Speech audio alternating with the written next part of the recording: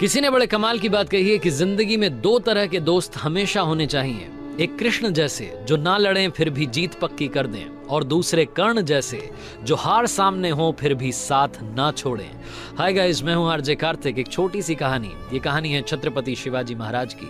छत्रपति शिवाजी महाराज जिनका साम्राज्य एक वक्त में डोल चुका था। एक वक्त ऐसा आया था कि उनका साम्राज्य उन्हें दोबारा से खड़ा करना था, फिर से स्थापित करना था, और इसी के लिए वो दर दर भटक रहे थे, जंगलों में भटक रहे थे, अलग अलग रास्तों पर जा रहे थे, टीम खड़ी कर रहे थे।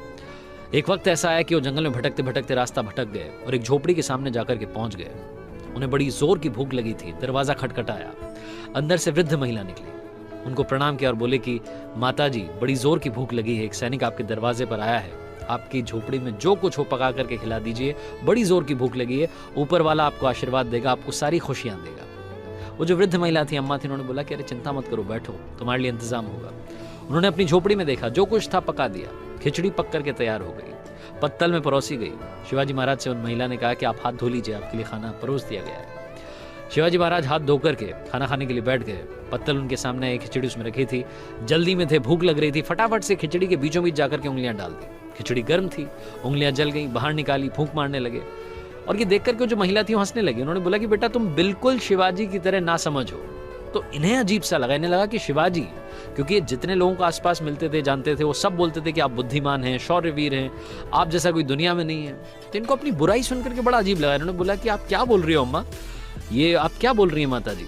तो वो जो वृद्ध महिला थी, उन्होंने बोला कि बिल्कुल तुम बेटा दिखते भी शिवाजी की तरह हो। तो उन्होंने बोला कि तो अच्छी बात है, मेरे लिए गौरव की बात है कि मैं शिवाजी की तरह दिखता हूँ।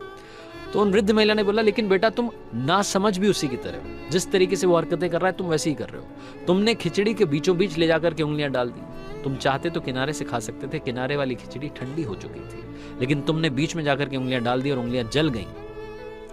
ऐसी ही गलती शिवाजी कर रहा है। शिवाजी बड़े किलों पर विजय हासिल करना चाहता है, छोटे छोटे छोटे किले छोड़ता चला जा रहा है। उसे छोटे छोटे किलों पर पहले विजय हासिल करनी चाहिए, बड़े किले अपने आप उसके पास आ जाएंगे।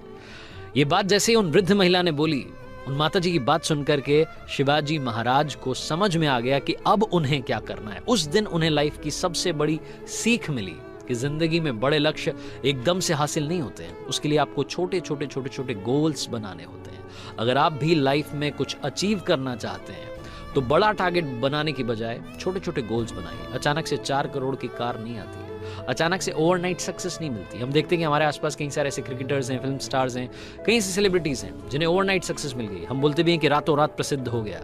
उस रातों रात प्रसिद्धि के पीछे बहुत सालों की मेहनत है। चाहे वो कोई स्टार हो, उसने पता नहीं कितने ऑडिशंस दिए होंगे, कितनी शॉर्ट फिल्म्स की होंगी, कितने छोटे छोटे रोल्स किए होंगे, तब जाकर के उसे वो फिल्म मिली जिसने उसका भाग्य बदल दिया। ऐसे ही क्रिकेटर्स, अगर उन्होंने किसी दिन ट्रिपल सेंचुरी लगा दी तो उसके पीछे पता नहीं कितने दिनों की प्रैक्टिस होगी, कितने दिन तक वो बंदा लगातार मैच खेलने के लिए जाता होगा, कई बार सिलेक्शन नहीं होता होगा, वापस आता होगा। तो वो जो छोटे छोटे गोल्स हैं उन्हें बनाइए।